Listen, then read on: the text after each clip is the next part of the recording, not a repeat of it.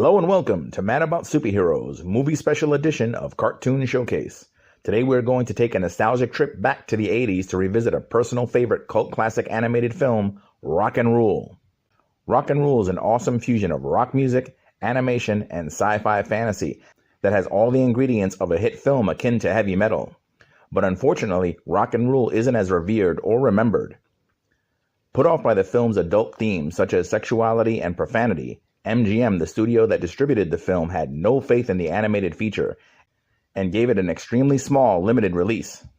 Despite the fact that the film's chances for financial success were sabotaged by its own distribution company, Rock and Rule has managed to gain a following of fans over the decades since its original release. Journey to a world where the cosmic forces of music, magic, and technology collide. The film opens with text accompanied by a voiceover describing a war that has destroyed the human race, leading to the creation of mutant animal hybrids.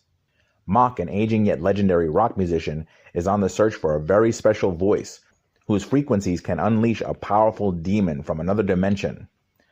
Mock's dwindling popularity drives him on a quest for vengeance that will destroy the world and immortalize himself in the process. Meanwhile, in a nightclub, Omar, Angel, Dizzy, and Stretch perform in a small rock band. As Angel performs her romantic ballad to a mostly empty audience, Mock hears her sing. He realizes that Angel has the voice he needs. Mock invites Angel and the band to his mansion outside of the town, where the band is formally introduced to him and his assistants, the roller skating Schlepper brothers, Toad, Sleazy, and Zip. Mock distracts Omar and Stretch with hypnotics as he takes Angel on a stroll through his garden and tries to convince her to join him. Although Angel is unaware of Mock's true intentions, she refuses to abandon her band. Unwilling to admit defeat, Mock kidnaps her and takes her in his blimp to Nuke York, where he intends to use her and summon the demon. The planned ritual will be performed disguised as a concert. Rock and Rule was excellently directed by Clive A. Smith, who has a long history with production company Nelvana. After their involvement with Rock and Rule, Nelvana would also work on the Star Wars animated Saturday morning cartoon shows Droids and Ewoks.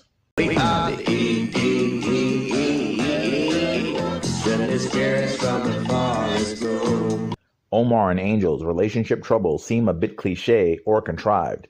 Their romantic woes serve their purpose and give the duo something to overcome by the film's climax. Of the two, Angel is the strongest character. Though she's victimized by Mock, she's very strong-willed and sticks up for herself and shows total loyalty to her friends. Omar has those attributes as well, but he's not comfortable expressing those feelings and often gets in his own way. He struggles sharing the spotlight and feels insecure with sharing the microphone with Angel's soaring voice. Amazing vocals that are provided by the lovely and talented Deborah Harry, singer and co-founder of the new wave band Blondie.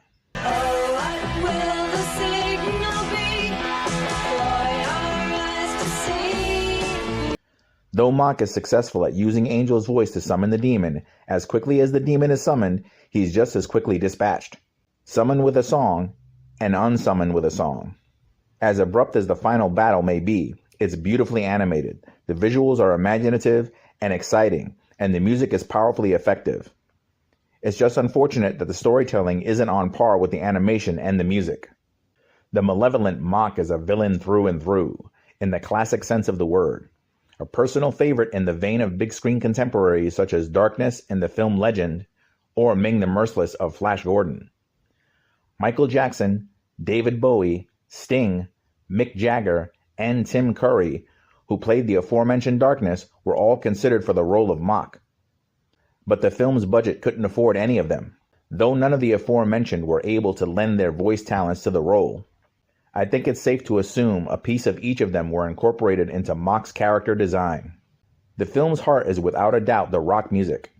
Personal favorite tracks are Born to Raise Hell by Cheap Trick, Pain and Suffering by Iggy Pop, and My Name is Mock by Lou Reed. My name is Mock, thanks a lot. I know you love the pain you got. You've never seen the likes of me. Why, I'm the biggest thing since World War III, girls. Name is Mock, thanks a lot. Singer-songwriter Lou Reed actually described the film's villain lyrically with the song My Name is Mock, which is pitch perfect for the decadent rock star with a god complex. The film's score was written and arranged by Patricia Cullen, who collaborated with Chris Stein, co-founder of Blondie, and Cheap Trick for the film's final song, Send Love Through, a powerful ballad strong enough to save the day. Look! Something's happening. It's going back.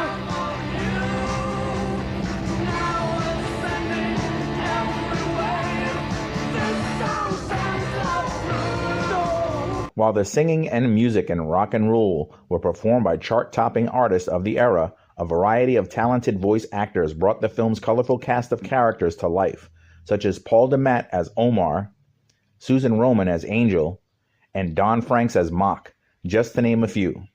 Marvel Comics published a comic book adaptation of Rock and Roll in Marvel Super Special number 25. I believe it's the only super special that utilizes authentic film stills along with the use of word balloons to tell the story.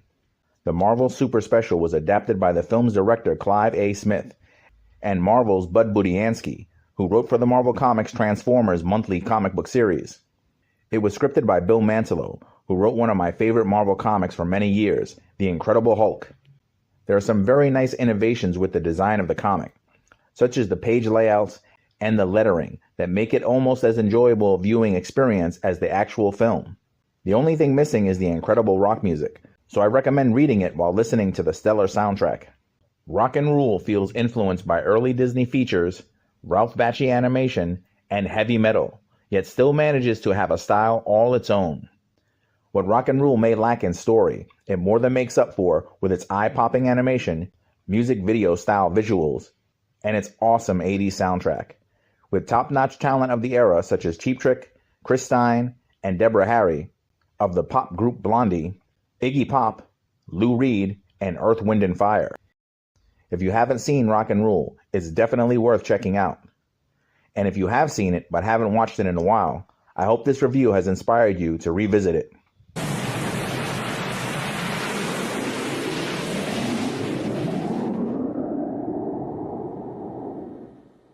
Anyone want a beer? I hope you enjoyed this movie special episode of Cartoon Showcase. And as always, thanks so much for letting your geek flags fly with Mad About Superheroes.